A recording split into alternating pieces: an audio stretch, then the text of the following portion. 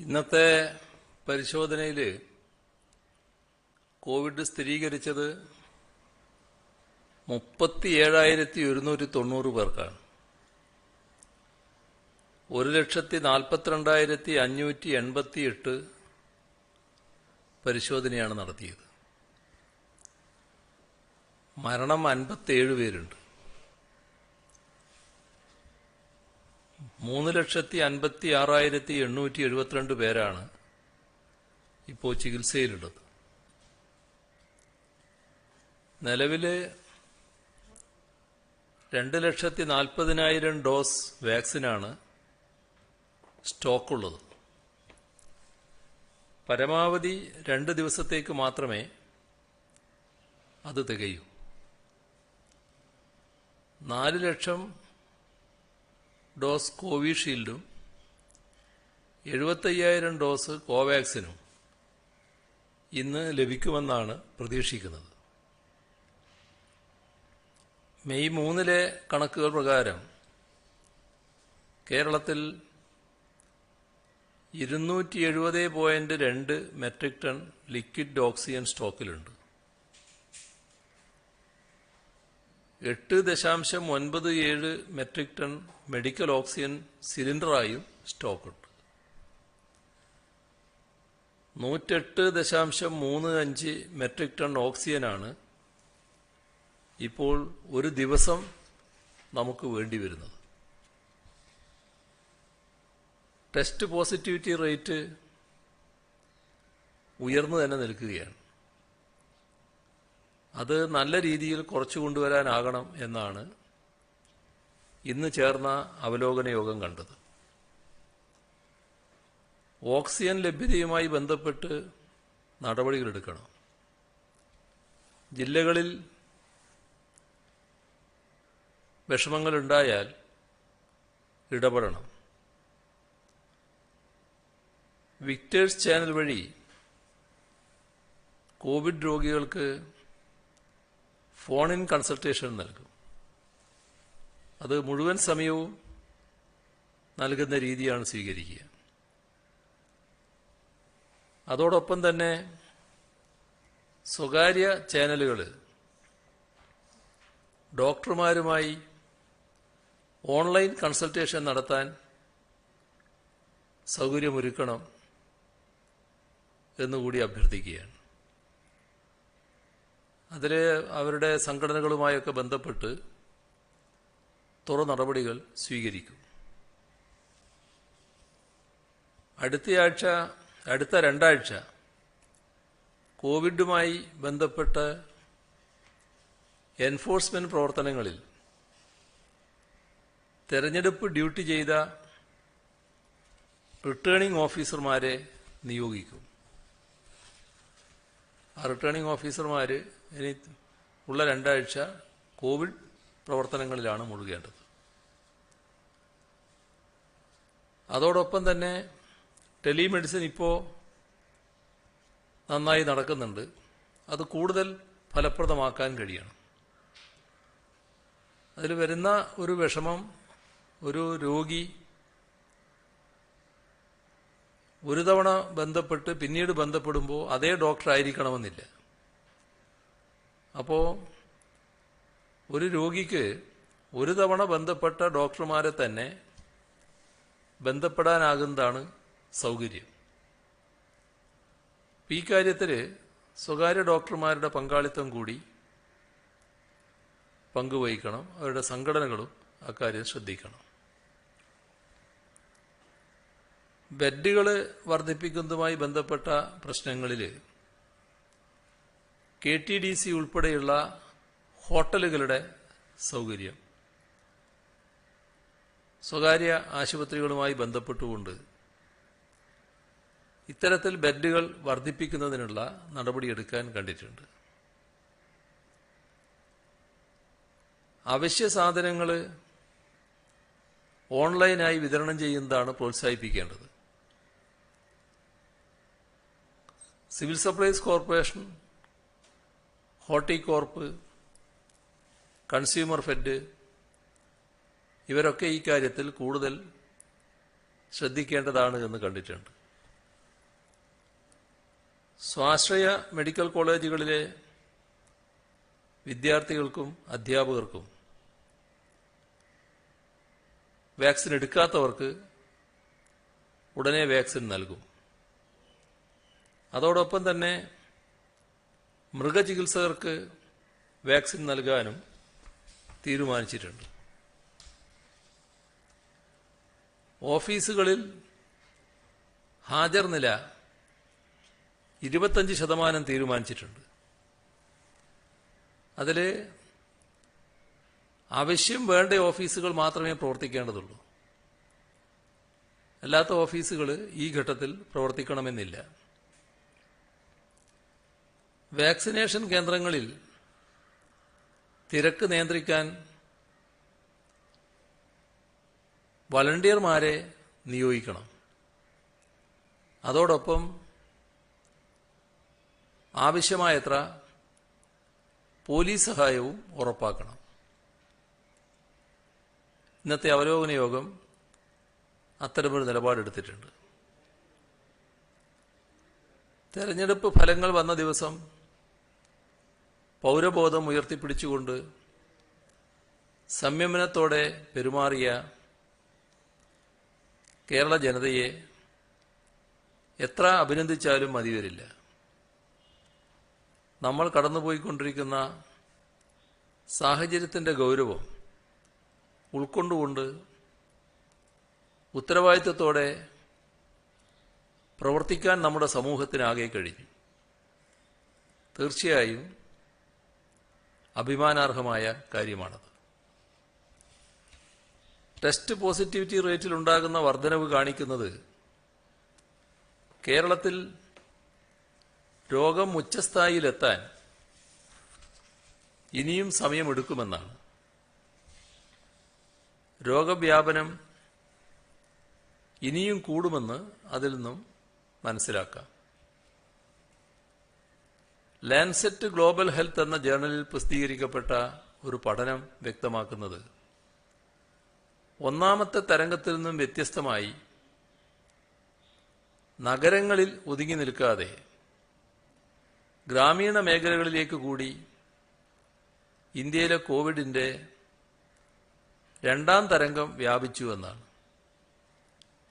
ഇന്ത്യയിൽ ഇത്തവണ മരണങ്ങൾ വർദ്ധിക്കാൻ ഇത് കാരണമായതായി വിലയിരുത്തപ്പെടുന്നു. ഇന്ത്യയിലെ ഗ്രാമീണ മേഖലകളിൽ ആരോഗ്യ സംവിധാനങ്ങളുടെ ദൗർലഭ്യം ഈ സ്ഥിതിവിശേഷത്തെ കൂടുതൽ ഗുരുതരമാക്കിയിരിക്കുന്നു. പഞ്ചാബിലെ 80% കൂടുതൽ ആളുകൾ ലക്ഷണങ്ങൾ വളരെ കൂടിയ ഘട്ടത്തിലാണ് ചികിത്സ തേടി എത്തിയത് എന്നും പഠനം വ്യക്തമാക്കുന്നു. കേരളത്തിലും രണ്ടാമത്തെ തരംഗത്തിൽ ഗ്രാമീണ മേഖലകളിൽ മുൻപുള്ളതിനേക്കാൾ കേസുകൾ കൂടുന്ന പ്രവണത കാണുന്നുണ്ട്.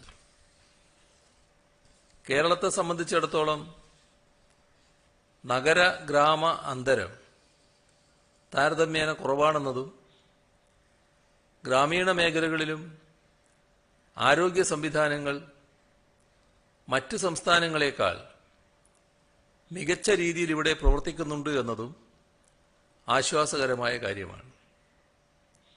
എങ്കിലും നഗരങ്ങളിലുള്ളതുപോലെ തന്നെ ശക്തമായ നിയന്ത്രണങ്ങൾ ഗ്രാമപ്രദേശങ്ങളിലും അനിവാര്യമാണെന്നാണ് ഈ വസ്തുത വ്യക്തമാക്കുന്നത്. അതുകൊണ്ട് നിയന്ത്രണങ്ങൾ വിട്ടുവീഴ്ചയില്ലാതെ ഗ്രാമപ്രദേശങ്ങളിൽ നടപ്പിലാക്കണം. തദ്ദേശഭരണ സ്ഥാപനങ്ങൾ ആ കാര്യം ഉറപ്പുവരുത്തണം. ഹോം ക്വാറന്റൈനിൽ കഴിയുന്നവർ ആരോഗ്യവകുപ്പ് നൽകുന്ന നിർദ്ദേശങ്ങൾ പൂർണ്ണമായി പാലിക്കണം. പൾസ് ഓക്സിമീറ്റർ ഉപയോഗിച്ചുകൊണ്ട് അവരുടെ ഓക്സിജൻ നില ഇടയ്ക്കിടെ മോണിറ്റർ ചെയ്യുകയും എന്തെങ്കിലും പ്രശ്നങ്ങൾ ശ്രദ്ധയിൽപ്പെട്ടാൽ വാർഡ് മെമ്പറുമായോ ആരോഗ്യ പ്രവർത്തകരുമായോ ഹെൽപ്പ് ലൈനുമായോ ബന്ധപ്പെട്ടുകൊണ്ട് തുടർ നടപടികൾ സ്വീകരിക്കണം. ആർക്കെങ്കിലും ചികിത്സ ലഭിക്കാതെ പോകുന്ന സാഹചര്യം ഉണ്ടാകാതെ നോക്കണം.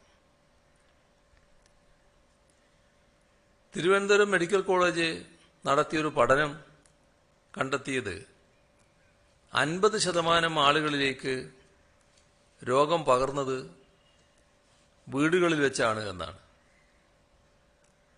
ഗൗരവത്തോടെ പരിഗണിക്കേണ്ട ഒരു പ്രശ്നമാണിത്.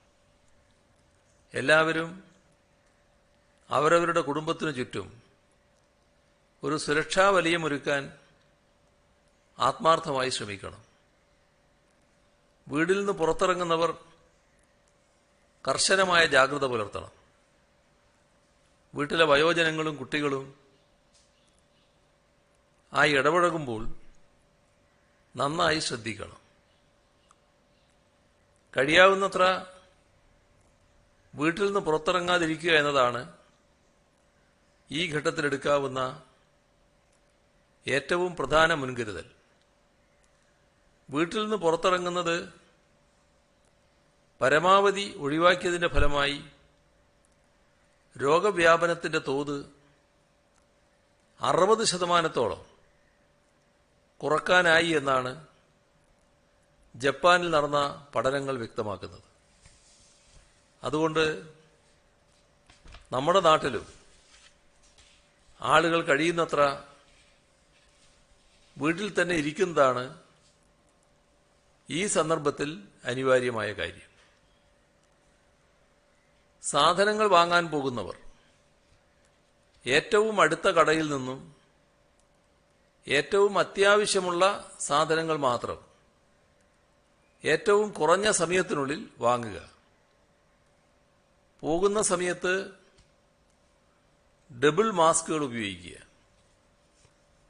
അകലം പാലിക്കുക, സാനിറ്റൈസർ കയ്യിൽ കരുതുക. ഇതൊക്കെ ശ്രദ്ധിക്കേണ്ട കാര്യങ്ങളാണ്. തിരിച്ച് വീട്ടിലെത്തുമ്പോൾ കൈകാലുകളും മുഖവും സോപ്പ് ഉപയോഗിച്ച് വൃത്തിയാക്കണം. കുളിക്കാൻ സാധിക്കുമെങ്കിൽ അതാണ് ഏറ്റവും നല്ലത്. വസ്ത്രങ്ങൾ മാറുകയും വേണം. തുമ്മൽ, ചുമ, ജലദോഷം, ശ്വാസം മുട്ടൽ തുടങ്ങിയ എന്തെങ്കിലും ലക്ഷണങ്ങൾ കണ്ടാൽ ഉടനെ തന്നെ വീട്ടിലാണെങ്കിലും മാസ്ക് ധരിക്കണം. വീട്ടിലെ മറ്റംഗങ്ങളും മാസ്ക് ധരിക്കണം. ഉടനടി ടെസ്റ്റിന് വിധേയമാവുകയും കോവിഡ് രോഗബാധയുണ്ടോ എന്ന് ഉറപ്പുവരുത്തുകയും ചെയ്യണം. മറ്റു വീടുകൾ സന്ദർശിക്കുന്നത് പരമാവധി ഒഴിവാക്കേണ്ട ഘട്ടമാണിത്. അത്യാവശ്യ കാര്യങ്ങൾക്ക് മറ്റു വീടുകളിൽ പോകേണ്ടതുണ്ടെങ്കിൽ മാസ്കുകൾ ധരിച്ചും കൈകൾ സാനിറ്റൈസ് ചെയ്തുമായിരിക്കണം അകത്തേക്ക് കയറേണ്ടത്. വരുന്നയാൾ മാത്രമല്ല, വീട്ടിലുള്ളവരും മാസ്ക് ധരിച്ചുകൊണ്ട് മാത്രമേ സന്ദർശകരുമായി ഇടപഴകാൻ പാടുള്ളൂ. കോവിഡ് വന്നേക്കാമെന്ന് ഭയപ്പെട്ട് വീട്ടിലെ ജനലുകൾ പലരും അടച്ചിടാറുണ്ട്. അത് തെറ്റായ രീതിയാണ്. ജനലുകളെല്ലാം തുറന്ന് വീടിനകത്ത് കഴിയാവുന്നത്ര വായുസഞ്ചാരം ഉറപ്പുവരുത്താനാണ് ശ്രമിക്കേണ്ടത്. വായുസഞ്ചാരം ഉണ്ടാകുമ്പോൾ രോഗം പകരാനുള്ള സാധ്യത കുറയുകയാണ് ചെയ്യുന്നത്. ആളുകൾ നിരന്തരമായി സ്പർശിക്കുന്ന പ്രതലങ്ങൾ, ഉദാഹരണമായി വാതിലുകളുടെ ഹാൻഡിലുകൾ, സ്വിച്ചുകൾ തുടങ്ങിയവ ഇടക്കിടക്ക് സാനിറ്റൈസ് ചെയ്യുന്നതും നല്ലതാണ്. ഇത്തരത്തിൽ വീട്ടിൽ മാസ്കുകൾ ധരിക്കേണ്ട സാഹചര്യത്തിൽ അവ ധരിച്ചു. പുറത്തിറങ്ങുന്നത് പരമാവധി കുറച്ചും. പുറത്തിറങ്ങുന്നവർ ശരീരം ശുചിയാക്കിയും വയോജനങ്ങൾക്ക് പ്രത്യേക ശ്രദ്ധ നൽകിയും ഗൃഹസന്ദർശനങ്ങൾ ഉപേക്ഷിച്ചു. വീടിനകത്തെ വായുസഞ്ചാരം ഉറപ്പാക്കിയും വീടിനകത്തെ ശുചിത്വം പാലിച്ചും കോവിഡ് രോഗബാധ ഏൽക്കാത്ത ഇടങ്ങളായി നമ്മുടെ വീടുകളെ മാറ്റാൻ ഓരോരുത്തരും മുൻകൈയെടുക്കണം. ആരോഗ്യ സംവിധാനത്തിന്റെ സർജ് കപ്പാസിറ്റി ഉയർത്താനുള്ള പരമാവധി ശ്രമം സർക്കാരിന്റെ ഭാഗത്തു നിന്നുണ്ടാകുന്നുണ്ട്. എങ്കിലും അതൊന്നും മതിയാകാത്ത ഒരു സാഹചര്യം ഈ രീതിയിൽ രോഗവ്യാപനം വളരുകയാണെങ്കിൽ സംജാതമാകുമെന്നത് നാം മുൻകൂട്ടി കാണേണ്ടതാണ്. ഇപ്പോൾ തന്നെ ആരോഗ്യ പ്രവർത്തകരെല്ലാം പ്രവർത്തിക്കുന്നത് വലിയ സമ്മർദ്ദത്തിന് കീഴ്പ്പെട്ടുകൊണ്ടാണ്. അതിനിയും വർദ്ധിക്കാതെ നോക്കുക എന്നത് അതിപ്രധാനമാണ്. കഴിഞ്ഞ ഘട്ടത്തിൽ രോഗബാധ ഗുരുതരമായ വ്യക്തിയെ പാരിപ്പള്ളി മെഡിക്കൽ കോളേജിൽ 70 ദിവസങ്ങളിലധികം നീണ്ട ചികിത്സയും പരിചരണവും നൽകി രോഗമുക്തമാക്കിയത് എല്ലാവർക്കും ഓർമ്മയുണ്ടാകും. അത്തരത്തിൽ നിരവധി ആളുകളെ മരണത്തിൽ നിന്ന് രക്ഷിക്കാൻ സാധിച്ചിരുന്നു. രോഗവ്യാപനം വല്ലാതെ ഉയരുകയാണെങ്കിൽ ഇത്തരത്തിലുള്ള പരിചരണം നൽകാൻ സാധിക്കാത്ത സ്ഥിതിവിശേഷമുണ്ടാകും. അതുകൊണ്ട് അത്തരമൊരവസ്ഥ ഉണ്ടാകാതെ നോക്കേണ്ട ഉത്തരവാദിത്വം സമൂഹമെന്ന നിലയിൽ നമ്മൾ ഏറ്റെടുത്തേ മതിയാകും. കേന്ദ്ര സർക്കാരിൽ നിന്നും നമുക്ക് ലഭിച്ചത് 73,38,860 ഡോസ് വാക്സിനാണ്. എന്നാൽ നമ്മൾ നല്ല രീതിയിൽ ആ വാക്സിൻ മുഴുവനായിട്ട് ഉപയോഗിക്കുകയാണ് ചെയ്തത്. ഓരോ വാക്സിൻ വയലിനകത്തും 10 ഡോസ് കൂടാതെ വേസ്റ്റേജ് ഫാക്ടർ എന്ന നിലക്ക് 1 ഡോസ് അധികമുണ്ടായിരിക്കും. വളരെ സൂക്ഷ്മതയോടെ ഒരു തുള്ളി പോലും പാഴാക്കാതെ ഉപയോഗിച്ചതിനാൽ ഈ അധിക ഡോസ് കൂടെ നമുക്ക് നൽകാൻ സാധിച്ചു. അതുകൊണ്ടാണ് 73,38,860 ഡോസ് നമുക്ക് ലഭിച്ചപ്പോൾ 74,26,164 ഡോസ് നാം ഉപയോഗിച്ചത്. 3,15,580 ഡോസ് വാക്സിൻ കൂടെ നമ്മുടെ പക്കൽ ഇനിയും ബാക്കിയുണ്ട്. കേന്ദ്ര സർക്കാർ തന്നതിൽ കൂടുതൽ നമ്മൾ ഇതിനോടകം നൽകിക്കഴിഞ്ഞുവെന്നാണ് ഈ കണക്കുകൾ വ്യക്തമാക്കുന്നത്. ഇത്തരത്തിൽ അതീവ ശ്രദ്ധയോടെ വാക്സിൻ വിതരണം ചെയ്യാൻ സാധിച്ചത് ആരോഗ്യ പ്രവർത്തകരുടെ, പ്രത്യേകിച്ച് നഴ്സുമാരുടെ മിടുക്കുകൊണ്ടാണ്. ആരോഗ്യ പ്രവർത്തകരെ ഇക്കാര്യത്തിൽ ഹാർദമായി അഭിനന്ദിക്കുന്നു. അഭിമാനാർഹമായ വിധത്തിലാണ് ഈ പ്രതിസന്ധി ഘട്ടത്തിൽ ആരോഗ്യ പ്രവർത്തകർ പ്രവർത്തിച്ചത്. വാക്സിനുകൾ ലഭിക്കുന്നില്ല എന്നതാണ് നിലവിൽ നേരിടുന്ന പ്രശ്നം. ഒന്നുകിൽ 45 വയസ്സിന് മുകളിലുള്ളവർക്ക് സൗജന്യമായി വാക്സിൻ നൽകാൻ കേന്ദ്ര സർക്കാർ തയ്യാറാകണം. അല്ലെങ്കിൽ സംസ്ഥാനങ്ങൾക്ക് വാങ്ങാൻ സാധിക്കുന്ന തരത്തിൽ രാജ്യത്തെ വാക്സിൻ സപ്ലൈ ഉറപ്പുവരുത്തുകയെങ്കിലും വേണം. ഈ വിഷയത്തിൽ സംസ്ഥാനങ്ങൾക്ക് നീതി ഉറപ്പാക്കണമെന്നും വാക്സിൻ ദൗർലഭ്യം പരിഹരിക്കണമെന്നും ആവശ്യപ്പെട്ട് നിരവധി തവണ കേന്ദ്ര സർക്കാരിനെ ഇതിനോടകം ബന്ധപ്പെട്ട് കഴിഞ്ഞതാണ്. രോഗം ഇത്തരത്തിൽ വ്യാപിക്കുന്ന സമയത്ത് പരമാവധി ആളുകളെ വാക്സിനേറ്റ് ചെയ്യുക എന്നത് അനിവാര്യമാണ്. എല്ലാ വാക്സിനും നൽകേണ്ട ഉത്തരവാദിത്വം കേന്ദ്രത്തിനാണ് എന്നത് ഇപ്പോഴും ആവർത്തിച്ച് തന്നെ വ്യക്തമാക്കുകയാണ്. ആ ഉത്തരവാദിത്വത്തിൽ നിന്ന് ഒഴിഞ്ഞു മാറുന്നത് ഒരു തരത്തിലും ശരിയായിട്ടുള്ള നടപടിയല്ല. 18 വയസ്സ് മുതൽ വാക്സിൻ നൽകുമെന്ന് പ്രഖ്യാപിച്ചത് പ്രാവർത്തികമാക്കാനുള്ള നടപടിയാണ് കേന്ദ്ര ഗവൺമെന്റ് സ്വീകരിക്കേണ്ടത്. മുൻപ് നടന്ന പത്രസമ്മേളനത്തിൽ കാരുണ്യ ആരോഗ്യ സുരക്ഷാ പദ്ധതിയുടെ ഭാഗമാകാൻ കൂടുതൽ സ്വകാര്യ ആശുപത്രികൾ തയ്യാറാകണമെന്ന് അഭ്യർത്ഥിച്ചിരുന്നു.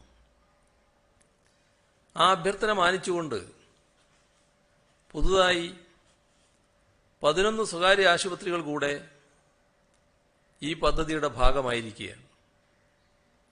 അവരെ ഹാർദമായി അഭിനന്ദിക്കുന്നു. കൂടുതൽ ആശുപത്രികൾ ഈ പാത പിന്തുടരണം. കൂടുതൽ ആളുകൾക്ക് സൗജന്യ ചികിത്സ നൽകാൻ അത് സഹായകമാകും. സംസ്ഥാനത്തെ കോവിഡിനെതിരായ പോരാട്ടം ജനങ്ങൾ ഏറ്റെടുത്തിട്ടുണ്ട്. സർക്കാർ സംവിധാനങ്ങളും ഫലപ്രദമായി ഇടപെടുകയാണ്. തിരുവനന്തപുരം ജില്ലയിൽ ഓക്സിജൻ ലഭ്യത ഉറപ്പാക്കാൻ മെഡിക്കൽ ഓക്സിജൻ സംഭരണം ആരംഭിച്ചിട്ടുണ്ട്. ഓക്സിജൻ സിലിണ്ടറുകൾ സംഭരിച്ച് സൂക്ഷിക്കാൻ വിമൻസ് കോളേജ് ഓഡിറ്റോറിയത്തിൽ ജില്ലാ സിലിണ്ടർ സ്റ്റോക്ക് റൂം സജ്ജമാക്കി. ആരോഗ്യ കേന്ദ്രങ്ങളിലും CFLTC അടക്കമുള്ള ചികിത്സാ കേന്ദ്രങ്ങളിലും ഓക്സിജൻ സുഗമമായി ലഭിക്കുന്നുണ്ടെന്ന് നിരീക്ഷിക്കാൻ ഉദ്യോഗസ്ഥതല കമ്മിറ്റി രൂപീകരിച്ചിട്ടുണ്ട്. സ്വകാര്യ ആശുപത്രികളിൽ 50% കിടക്കകൾ കോവിഡ് രോഗികൾക്കായി മാറ്റിവെക്കണമെന്ന് നേരത്തെ നിർദ്ദേശം നൽകിയിരുന്നു. ഇപ്പോഴും 50% കിടക്കകൾ സജ്ജമാക്കാത്തവർക്ക് കാരണം കാണിക്കൽ നോട്ടീസ് നൽകിയിട്ടുണ്ട്.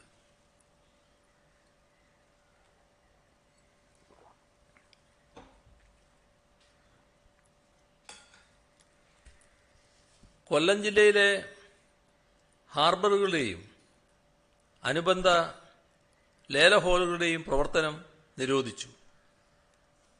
പത്തനംതിട്ട ജില്ലയിൽ അതിഥി തൊഴിലാളികൾ കൂട്ടമായി താമസിക്കുന്ന ഇടങ്ങൾ കേന്ദ്രീകരിച്ച് കോവിഡ് പരിശോധന വിപുലമാക്കി. ആലപ്പുഴ ജില്ലയിൽ ഓക്സിജൻ വാർ റൂമിന്റെ നേതൃത്വത്തിൽ ശേഖരിച്ച ഓക്സിജൻ സിലിണ്ടറുകൾ നിറക്കുന്നതിനായി മാവേലിക്കരയിലെ ട്രാവൻകൂർ വർക്ക്സ് ഓക്സിജൻ പ്ലാന്റിലേക്ക് മാറ്റി. ഇവ നിറച്ച് DMOയുടെ കീഴിലുള്ള ഓക്സിജൻ സ്റ്റോർ റൂമിൽ സൂക്ഷിക്കും. ആവശ്യാനുസരണം ആശുപത്രികൾക്കും മറ്റ് ചികിത്സാ കേന്ദ്രങ്ങൾക്കും വിതരണം ചെയ്യും.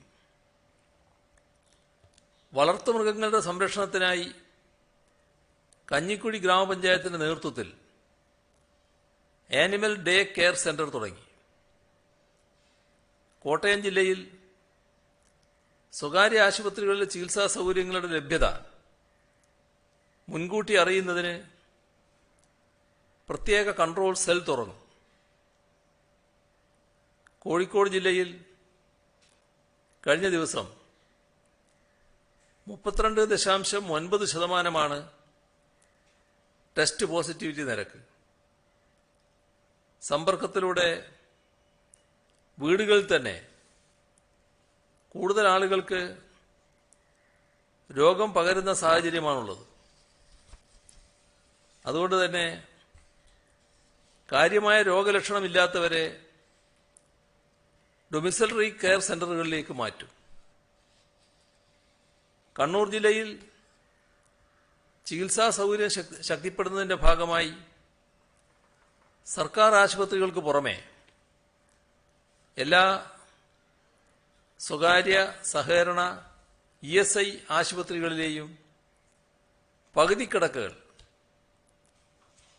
കോവിഡ് ചികിത്സക്ക് മാത്രമായി മാറ്റിവെക്കാൻ ഉത്തരവിട്ടിട്ടുണ്ട്. ഗുരുതര രോഗലക്ഷണങ്ങൾ പ്രകടിപ്പിക്കുന്ന കാറ്റഗറി BC വിഭാഗങ്ങളിൽപ്പെട്ട കോവിഡ് രോഗികളെയാണ് ഇവിടെ പ്രവേശിപ്പിക്കുക.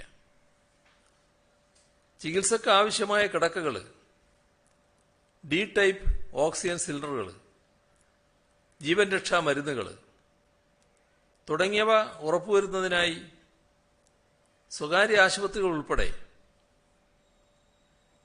ജില്ലയിലെ എല്ലാ പ്രധാന ആശുപത്രികളിലും ഓരോ ഇൻസിഡന്റ് കമാൻഡറെ നിയമിച്ചിട്ടുണ്ട്.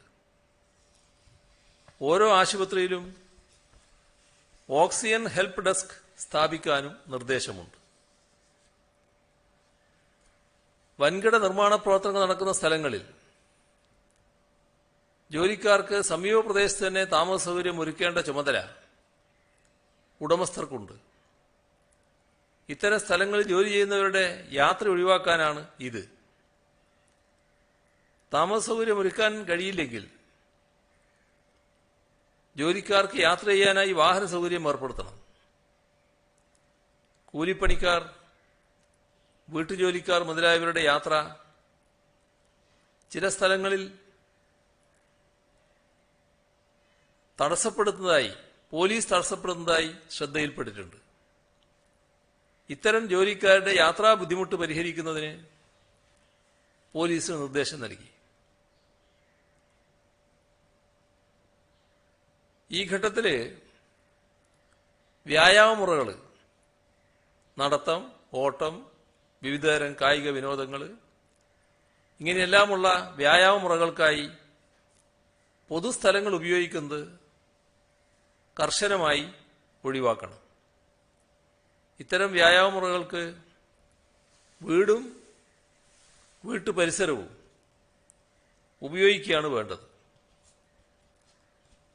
പൊതുസ്ഥലങ്ങളിൽ പോകുന്നവർ 2 മാസ്ക് ധരിക്കണമെന്ന് നേരത്തെ തന്നെ നിർദ്ദേശിച്ചിട്ടുണ്ട്. എന്നാൽ പലരും ഈ നിർദ്ദേശം പാലിക്കുന്നതായി കാണുന്നില്ല. സ്വന്തം ആരോഗ്യം സംരക്ഷിക്കുന്നതിനും മറ്റുള്ളവരിലേക്ക് രോഗം പടരുന്നത് തടയുന്നതിനുമാണ് ഇത്തരം നിർദ്ദേശങ്ങൾ നൽകുന്നത്. അത് കൃത്യമായി പാലിക്കണമെന്നാണ് പൊതുജനങ്ങളോട് അഭ്യർത്ഥിക്കാനുള്ളത്. 2 മാസ്ക് ഉപയോഗിക്കുന്നവർ ആദ്യം സർജിക്കൽ മാസ്ക്, പുറമെ തുണി മാസ്കുമാണ് ധരിക്കേണ്ടത്. അല്ലെങ്കിൽ N95 മാസ്ക് ഉപയോഗിക്കണം. മാർക്കറ്റിലും മറ്റ് കച്ചവട സ്ഥാപനങ്ങളിലും എത്തുന്നവരും ജീവനക്കാരും പരസ്പരം കുറഞ്ഞത് 2 മീറ്റർ അകലം പാലിക്കണം. ഓക്സിജൻ, മരുന്നുകൾ മുതലായവ അവശ്യവസ്തുക്കളാണ്. ഇത്തരം അവശ്യവസ്തുക്കൾ കൊണ്ടുപോകുന്ന വാഹനങ്ങൾക്ക് റോഡിൽ ഒരു തടസ്സവും ഉണ്ടാകാൻ പാടില്ലെന്ന് പോലീസ് നിർദ്ദേശം നൽകിയിട്ടുണ്ട്. ഇത്തരം വാഹനങ്ങൾക്ക് ആവശ്യമെങ്കിൽ പോലീസ് എസ്കോർട്ടും നൽകും. ഇവിടെ നീക്കം സുഗമമാക്കാൻ ജില്ലാതലത്തിൽ ഒരു നോഡൽ ഓഫീസറെ ചുമതലപ്പെടുത്തും. സംസ്ഥാന തലത്തിൽ ഇക്കാര്യം നിരീക്ഷിക്കാനുള്ള ഉത്തരവാദിത്വം ക്രമസമാധാന വിഭാഗം ADGPക്കായിരിക്കും. വാർഡ് തല സമിതികൾ,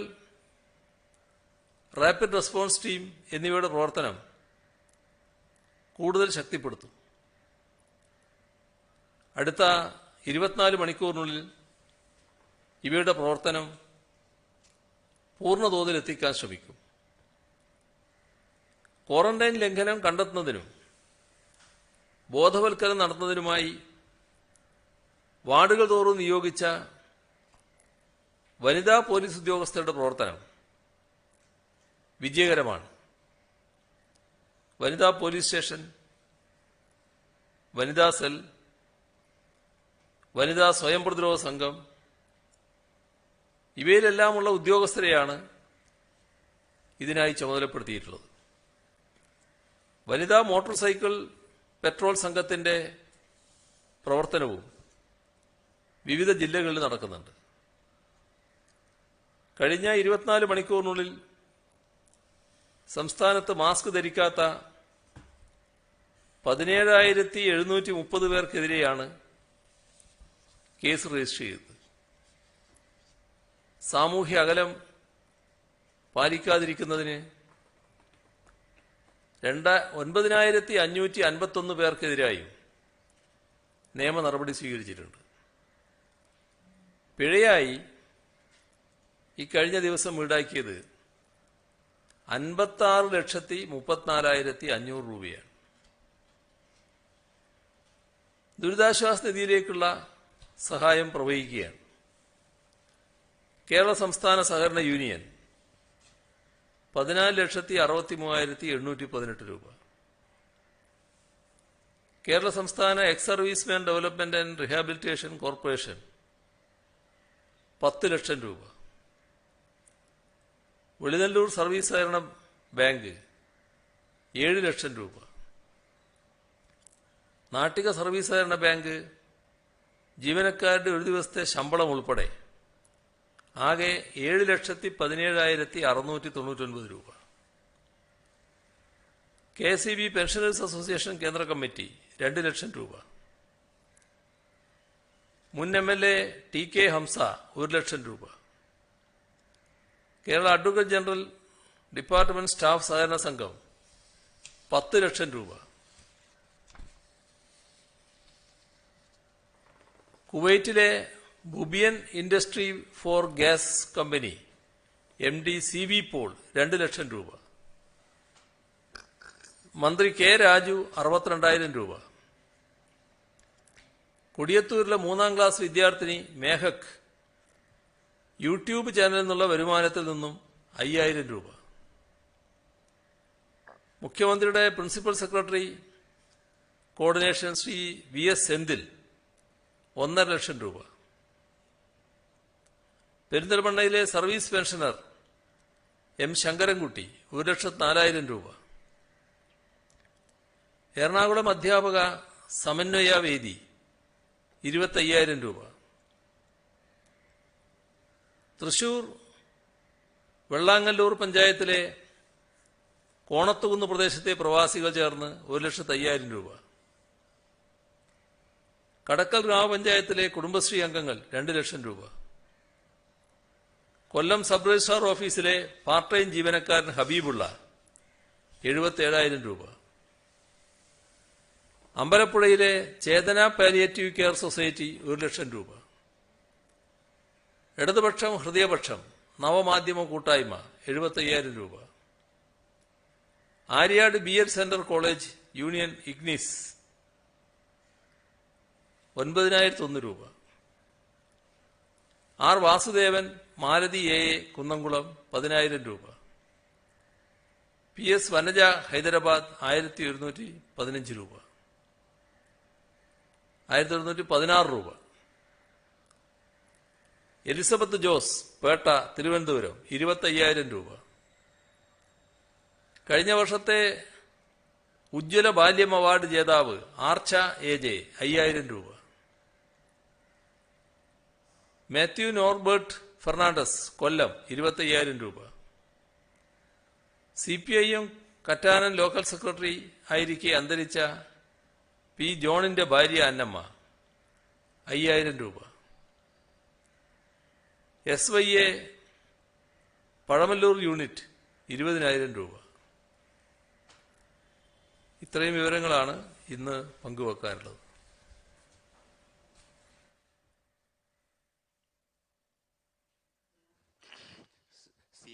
നമ്മൾ 1 കോടി ഡോസ് വാക്സിൻ വാങ്ങുമെന്ന് പറഞ്ഞിരുന്നു. അതിന്റെ നടപടിക്രമങ്ങൾ എവിടെ എത്തി? ഇപ്പോൾ 18 വയസ്സിന് മുകളിലുള്ളവരുടെ വാക്സിൻ നമ്മൾ ഇതുവരെ കൊടുത്തു തുടങ്ങിയില്ല. അതിന്റെ ഒരു ആശങ്ക കൂടി വരുന്നില്ല. അതൊക്കെ എപ്പോൾ ആകും? പരമാവധി പേർക്ക് വാക്സിൻ എടുത്താൽ മാത്രമല്ലേ ഒരു പ്രതിരോധം ശക്തമാക്കാൻ പറ്റൂ? ഇത് ഞാൻ നേരത്തെ വ്യക്തമാക്കിയ കാര്യമാണ്. നമ്മൾ വാക്സിൻ ലഭ്യമാക്കുന്നതിന് വേണ്ടിയുള്ള പരമാവധി ശ്രമമാണ് നടത്തിക്കൊണ്ടിരിക്കുന്നത്. ആ വാക്സിൻ സാധാരണഗതിയിൽ ലഭ്യമാക്കേണ്ടത് കേന്ദ്ര ഗവൺമെന്റാണ്. പക്ഷേ കേന്ദ്ര ഗവൺമെന്റിന്റെ പുതിയ നയമനുസരിച്ച് 18 വയസ്സിന് മേലെയുള്ളവർക്ക് സംസ്ഥാന സർക്കാരും സ്വകാര്യ സ്ഥാപനങ്ങളും കൂടി നൽകുക എന്നുള്ളതാണ് എടുത്തിട്ടുള്ള നില.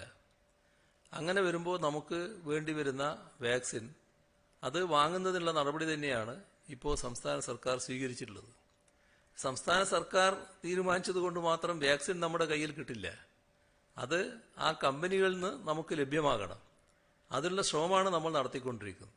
അത് ലഭ്യമാകുന്ന മുറക്ക് അത് എത്രയും വേഗം ലഭ്യമാകട്ടെ. അത് ലഭ്യമായാൽ ഈ 18 വയസ്സിന് മേലെയുള്ള ആളുകൾക്ക് ഒരു കൃത്യമായ ക്രമീകരണത്തിലൂടെ വാക്സിൻ നൽകാനാണ് ഉദ്ദേശിക്കുന്നത്. ഈ സംസ്ഥാനത്തിന്റെ വിഷയങ്ങൾ ഇത്രയും കാര്യം കേന്ദ്രത്തിനെ അറിയിച്ചിട്ടും എന്തുകൊണ്ടാണ് അനുഭാവപൂർവ്വം ഒരു നിലപാട് കേന്ദ്ര സർക്കാരിൽ നിന്നും ഉണ്ടാകാത്തത്? ഈ വാക്സിൻ വിഷയത്തിൽ സംസ്ഥാനവും കേന്ദ്ര സർക്കാരും തമ്മിൽ ഒരു ഏറ്റുമുട്ടലിലേക്ക് പോവുകയാണോ? ഏറ്റുമുട്ടലൊന്നും ഇക്കാര്യത്തിൽ കാണേണ്ടതില്ല. ഇതൊരു മനുഷ്യനെ ബാധിക്കുന്ന പ്രശ്നമല്ലേ.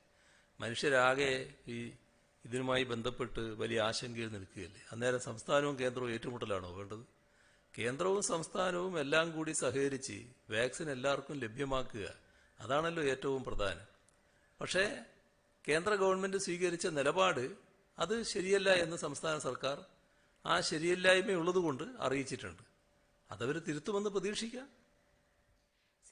ടെസ്റ്റ് പോസിറ്റിവിറ്റി നിരക്ക് അനുസരിച്ച് ഇനി വരുന്ന ആഴ്ചകളിലും രോഗവ്യാപനം കൂടുതൽ രൂക്ഷമാകാൻ ഇടയുണ്ടെന്ന് അങ്ങ് പറഞ്ഞല്ലോ. അപ്പൊ വിദഗ്ധർ എന്ത് തരത്തിലുള്ള ഒരു പ്രവചനമാണ് നടത്തുന്നത്? വരുന്ന ഏതാനും ആഴ്ചകളിൽ ഇത് പീക്ക് ചെയ്യാനുള്ള സാധ്യതയുണ്ടോ?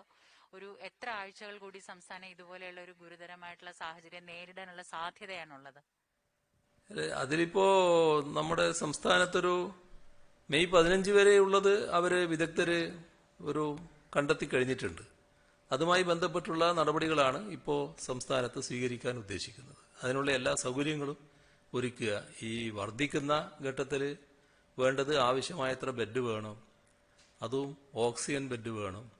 അതിനാവശ്യമായത്ര ഓക്സിജൻ നമ്മൾക്ക് കരുതേണ്ടതായിട്ടുണ്ട്. അതിൻ്റെ കൂടെ വെന്റിലേറ്റർ സൗകര്യം നല്ലതുപോലെ ഉണ്ടാവണം. ICU സൗകര്യങ്ങൾ വേണ്ടിവരും.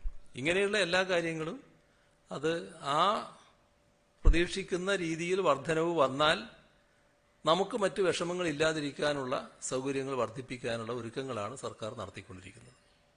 രണ്ട് കാര്യങ്ങൾ. ഒന്നിപ്പോ ഈ വാക്സിൻ ക്ഷാമം ജൂലൈ വരെ തുടരുന്നാണ് സിറം ഇൻസ്റ്റിറ്റ്യൂട്ടിന്റെ CEO പറഞ്ഞിരിക്കുന്നത്. അതേപോലെ തന്നെ മറ്റൊന്ന്, ഇന്ന് ഹൈക്കോടതിയുടെ ഒരു ആവശ്യം ഉന്നയിച്ചിരിക്കുന്നത് സ്വകാര്യ ലാബുകളെ അവശ്യ സർവീസ് നിയമത്തിനകത്ത് ഉൾപ്പെടുത്തിക്കൂടെ എന്ന് ചോദിച്ചിട്ടുണ്ട്. ഇത് രണ്ടിലെന്താ അഭിപ്രായം? സിറം ഇൻസ്റ്റിറ്റ്യൂട്ട് അവരുടെ സ്ഥിതി വെച്ച് പറയുന്ന കാര്യമാണല്ലോ. നമ്മൾ ഇത്തരമൊരു കാര്യത്തിൽ ആദ്യമേ ശ്രദ്ധിക്കേണ്ടതുണ്ടായിരുന്നു. ആവശ്യമായത്ര വാക്സിൻ ലഭ്യമാക്കാനുള്ള നടപടികളായിരുന്നു സ്വീകരിക്കേണ്ടിയിരുന്നത്. അപ്പോൾ നമ്മുടെ ആവശ്യം കരുതാതെ, നമുക്ക് വേണ്ടത് കരുതാതെയുള്ള നടപടികളിലേക്ക് നമ്മൾ പോയി എന്നാണ് തോന്നുന്നത്. ഏതായാലും ഇനി വേഗം തന്നെ ഏതെല്ലാം കേന്ദ്രങ്ങളിൽ നിന്ന് വാക്സിൻ ലഭ്യമാക്കാനാവുമോ അതിനുള്ള നടപടിയാണ് കേന്ദ്ര ഗവൺമെന്റ് സ്വീകരിച്ചു പോകേണ്ടത്. സ്വകാര്യ ലാബ് ഞാൻ കഴിഞ്ഞ ദിവസം പറഞ്ഞിരുന്നു. ആ സ്വകാര്യ ലാബ് എന്നത് ഒരു സ്വകാര്യ വ്യക്തിയുടെയോ സ്ഥാപനത്തിൻ്റെതോ ആയാലും ആ ലാബ് ഇന്നത്തെ സാഹചര്യത്തിൽ പൊതുസമൂഹത്തിന് ഒഴിച്ചുകൂടാത്തതാണ്. അതുകൊണ്ട് തന്നെ അത് പ്രവർത്തിക്കുന്നത് പൊതുസമൂഹത്തിന് വേണ്ടിയാണ്. അങ്ങനെയുള്ള ഒരു ലാബ് ഏതെങ്കിലും കാരണവശാൽ പ്രവർത്തിക്കാതെയൊക്കെ വരുമ്പോഴാണ് മറ്റ് നടപടികളിലേക്ക് സർക്കാർ കടക്കേണ്ടത്.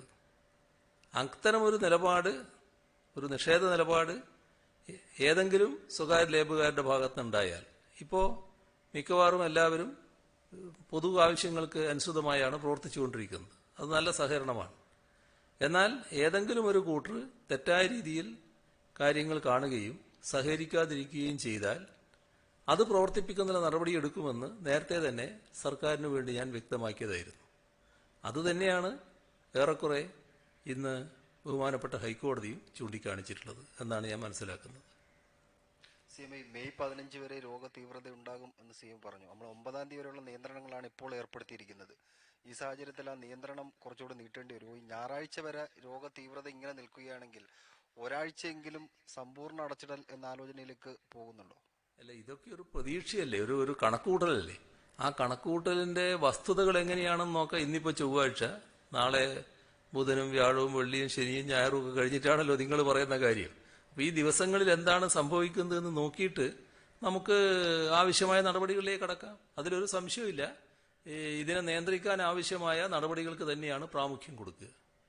ഈ ശനി ഞായർ ദിവസങ്ങളിൽ നിയന്ത്രണം ഉണ്ടായിരുന്നു. അതിന്റെ തുടർച്ച, അതിൽ കുറച്ചും കൂടി കടുത്ത നിയന്ത്രണങ്ങളാണ് ഇന്നു മുതൽ പറഞ്ഞത്. പക്ഷേ നിരത്തുകളിലൊന്നും ആ ഒരു നിയന്ത്രണം കാണുന്നില്ല. ആളുകൾ സാധാരണ പോലെ തന്നെ പുറത്തേക്ക് ഇറങ്ങുന്നുണ്ട്. സഹകരണം കുറഞ്ഞു വരികയാണോ, അല്ല ആദ്യ ദിവസമായതുകൊണ്ടാവും? എന്താ CM അങ്ങനെ വിലയിരുത്തുന്നത്? അല്ല, ഇതില് നമ്മുടെ ഓഫീസുകളിൽ 25% ആളുകൾ പോകുന്നു എന്ന് പറഞ്ഞല്ലോ. അപ്പൊ അത് തന്നെ കുറച്ചധികം ആളുകളുണ്ടല്ലോ. അങ്ങനെയുള്ള അത്യാവശ്യം ആളുകളായിരിക്കും ഇറങ്ങുന്നുണ്ടാവുക. എന്നാൽ എല്ലാവരും ശ്രദ്ധിക്കേണ്ടതുണ്ട് ഇറങ്ങാതിരിക്കുന്നതിന്. അത് പാലിച്ചു പോകണം. പക്ഷെ അവശ്യ സർവീസുകൾ നമുക്ക് പ്രവർത്തിക്കാതെയും പറ്റില്ല. അവരെ മുഴുവൻ എവിടെയെങ്കിലും താമസിപ്പിക്കാൻ ഇപ്പോൾ വിചാരിച്ചാൽ പ്രായോഗികമാവില്ല. അപ്പോൾ അവശ്യ സർവീസുകൾ പ്രവർത്തിക്കണം. ആ ജീവനക്കാർ വരേണ്ടതായിട്ടുണ്ട്. മറ്റ് ആൾക്കാർ വലിയ തോതിൽ നിയന്ത്രണത്തിന് വിധേയമാവണമെന്ന് തന്നെയാണ് കണ്ടിട്ടുള്ളത്. ഒരു വല്ലാത്ത അവസ്ഥയിലേക്ക് പോവുകയാണെങ്കിൽ കൂടുതൽ കടുത്ത നടപടികളിലേക്ക് നമ്മൾ കടക്കേണ്ടതായിട്ട് വരും. CM ബാങ്കുകളുടെ കാര്യത്തിൽ ഈ 25% ജീവനക്കാർ എന്നത് ബാങ്കുകളിൽ ആ രീതിയിലാണോ? അത് ബാങ്ക് സംഘടനയിലെ ആൾക്കാർ ഇങ്ങനെ ചോദിക്കുന്നുണ്ട്. പല ബാങ്കുകളും കൂടുതൽ ആൾക്കാർ വെച്ച് പ്രവർത്തിപ്പിക്കുന്നുണ്ട്. അതിന്റെ ഒരു വ്യക്തതയ്ക്ക് വേണ്ടിയാണ്. അല്ല, അതില് ഇന്നത്തെ ഘട്ടത്തിൽ കൂടുതൽ ആളുകൾ ഉണ്ടാകാതിരിക്കുക എന്നുള്ളതാണ് ഏറ്റവും പ്രധാനം. ഇപ്പോൾ ഇടപാടുകാർക്ക് വലിയ തോതിൽ ഇപ്പോൾ ബാങ്കിൽ എത്താൻ കഴിയാത്ത അവസ്ഥയുമുണ്ട്. എന്നാൽ ചിലർ എത്തുന്നുണ്ടാകും. അപ്പോൾ അത്യാവശ്യം വേണ്ട ആളുകളെ വെച്ചുകൊണ്ട് ബാങ്കുകളും പ്രവർത്തിപ്പിക്കുന്നതാണ് നന്നാവുക. CM ഇരട്ട മാസ്ക് ധരിക്കുന്നതിന്റെ ഒരു പ്രാധാന്യത്തെ കുറിച്ച് അങ്ങ് ഇന്നും പറഞ്ഞു. അത് സർജിക്കൽ മാസ്കിന്റെ കാര്യം പറഞ്ഞു. ഇപ്പോൾ സർജിക്കൽ മാസ്കിന് വലിയ ക്ഷാമം നേരിടുന്നുള്ള ഒരു പരാതി വരുന്നുണ്ട്. ചില കടകൾ നല്ല വില വാങ്ങുന്നൊന്നും വരുന്നുണ്ട്. ഇക്കാര്യത്തിൽ ഒരു ഇടപെടൽ നടത്തേണ്ടതല്ലേ? അതെന്താണെന്ന് പരിശോധിക്കാതെ സർജിക്കൽ മാസ്ക് ലഭ്യമാക്കുന്നതിനുള്ള നടപടികളിലേക്ക് നമുക്ക് കടക്കാം. ഇന്നലെ CM വോട്ട് കച്ചവടവുമായി ബന്ധപ്പെട്ട് ഒരു ആരോപണം നടത്തിയിരുന്നു. ഇന്ന് UDF നേതാക്കൾ അതിനൊരു മറുപടിയും പറഞ്ഞിട്ടുണ്ട്. BJPയും CPM തമ്മിലാണ് വോട്ട് കച്ചവടം നടത്തിയതെന്ന് UDFയിലെ ചില നേതാക്കൾ ഉന്നയിക്കുന്നു. അങ്ങനെ വോട്ട് കച്ചവടം നടത്തിയിട്ടില്ല എന്ന് BJPയുടെ നേതാവും ഇന്ന് പ്രതികരിക്കുകയുണ്ടായി. ഇത് BJP അക്കൗണ്ട് പൂട്ടിച്ചതും BJP മുന്നേറ്റം തടഞ്ഞതും UDF എന്ന അവകാശവാദമാണ് UDF നേതാക്കൾ ഉന്നയിക്കുന്നത്. അതൊക്കെ നാട്ടിലെല്ലാവർക്കും ഇന്ന് ബോധ്യമായിട്ടുള്ള കാര്യമാണ്. അതുമായി ബന്ധപ്പെട്ട് അവർ ഓരോരുത്തരുടെയും കാര്യത്തിൽ പരിശോധന അവർ തന്നെ നടത്തിക്കൊണ്ടിരിക്കുന്നുണ്ട്. അവർ ഓരോ പാർട്ടിക്കകത്തും അതിൻ്റെതായ ബഹളങ്ങളും നടക്കുന്നുണ്ട്. അതിലേക്ക് ഇപ്പം നമ്മൾ കൂടുതലായിട്ട് പോകേണ്ടതില്ല എന്നാണ് എനിക്ക് തോന്നുന്നത്. CM പ്രൈവറ്റ് ഹോസ്പിറ്റൽ, ഈ സ്വകാര്യ ആശുപത്രികളിൽ കൂടുതലായും കോവിഡ് ബാധിച്ച് ന്യൂമോണിയ ബാധിക്കുന്നവരുടെ എണ്ണം കൂടുതലുണ്ട്. അപ്പോൾ അത്തരത്തിൽ ചികിത്സയിലുള്ളവർക്ക് പല രീതിയിലുള്ള നിരക്കുകൾ സ്വകാര്യ ആശുപത്രികൾ ഈടാക്കുന്നു എന്നുള്ളൊരു പരാതിയുണ്ട്. നിരക്കുകളുടെ കാര്യത്തിൽ അമിതമായ നിരക്ക് പാടില്ല എന്ന നിലപാട് നമ്മൾ നേരത്തെ എടുത്തിട്ടുണ്ട്. ആ നിരക്കുകളെ സംബന്ധിച്ച് അതിന്റെ ഒരു ഏകീകരണ രീതിയും വന്നുകൊണ്ടിരിക്കുന്നുണ്ട്. അതിൽ നമ്മുടെ പൊതുവായി സർക്കാരുമായി ബന്ധപ്പെട്ടുകൊണ്ട് പ്രവർത്തിക്കുന്ന ആശുപത്രികളുടെ എണ്ണവും കൂടി വരികയാണ്. അപ്പോൾ അത് നമുക്ക് ഫലപ്രദമായി നിയന്ത്രിക്കാൻ കഴിയുമെന്ന് തന്നെയാണ് പ്രതീക്ഷിക്കുന്നത്. ഈ ഹൈദരാബാദ് സൂവിലെ മൃഗങ്ങൾക്ക് കോവിഡ് വൈറസ് കണ്ടെത്തിയതിനെ തുടർന്ന് ministry of environment and forest ഒരു അലേർട്ട് പ്രഖ്യാപിച്ചിട്ടുള്ളതായിട്ടാണ് അറിയാൻ കഴിയുന്നത്. വനമേഖലകളിലേക്ക് ആളുകൾ പോകുന്നത് തടയണം. അതുപോലെ തന്നെ സൂകളിലും മറ്റും മൃഗചികിത്സാ കേന്ദ്രങ്ങളിലും മറ്റും വലിയ നിയന്ത്രണങ്ങൾ വേണമെന്നുള്ളത് സംസ്ഥാന സർക്കാരിന്റെ ശ്രദ്ധയിൽ വന്നിട്ടുണ്ടോ? അതിലെന്തെങ്കിലും നടപടികൾ സ്വീകരിക്കുമോ? അതാണ് നേരത്തെ ഞാൻ പറഞ്ഞല്ലോ, ഈ മൃഗ ചികിത്സകർക്ക് കൂടി ആവശ്യമായ ചികിത്സാ വാക്സിനേഷൻ നൽകുന്നതിന്റെ പ്രാധാന്യം. അപ്പോൾ വാക്സിനേഷൻ മൃഗചികിത്സകർക്ക് കൂടി നൽകുക എന്നത് ഉദ്ദേശിക്കുന്നത് ഇത്തരത്തിലുള്ള രോഗവ്യാപന സാധ്യതയുണ്ട് എന്ന് കൂടി കണ്ടുകൊണ്ടാണ്. അപ്പോൾ അത് സർക്കാരിന്റെ ശ്രദ്ധയിലുണ്ട്. ആവശ്യമായ നടപടികൾ സ്വീകരിക്കും. ഈ തോൽവിക്ക് ഒരു കാര്യമാണ്, ഈ തോൽവിക്ക് ശേഷം പ്രതിപക്ഷ നിരയിൽ വലിയ പ്രശ്നങ്ങൾ നടക്കുകയാണ്. കോൺഗ്രസിൽ വലിയ നേതാക്കൾക്കിടയിൽ വലിയ വിമർശനങ്ങൾ ഉയർന്നു വരുന്നുണ്ട്. തെരഞ്ഞെടുപ്പിന് മുമ്പ് CM-നോട് ഒരു ദിവസം ചോദിച്ചപ്പോൾ കുഞ്ഞാലിക്കുട്ടിയെ പോലൊരു നേതാവ് പ്രതിപക്ഷ നിലയിൽ നല്ലതാണ് എന്ന് പറഞ്ഞിരുന്നു. ഈ പ്രതിപക്ഷ നേതാവും പ്രതിപക്ഷത്തിലേക്കും വരുമ്പോൾ ഇപ്പോഴുള്ള പ്രതിപക്ഷം പോലൊരു പ്രതിപക്ഷം മതി എന്ന് കാണുന്നുണ്ടോ CM? അല്ല, പ്രതിപക്ഷം ഇതേവരെ സ്വീകരിച്ച നിലപാടിൽ അവർ ആരോഗ്യകരമായൊരു മാറ്റം വരുത്തുന്നത് തന്നെയാണ് നന്നാവുക. നാടിന്റെ പ്രശ്നങ്ങൾക്ക് മുൻതൂക്കം കൊടുത്തുകൊണ്ടുള്ള ഒരു സമീപനം പ്രതിപക്ഷം സ്വീകരിക്കുന്നതാണ് നല്ലത്.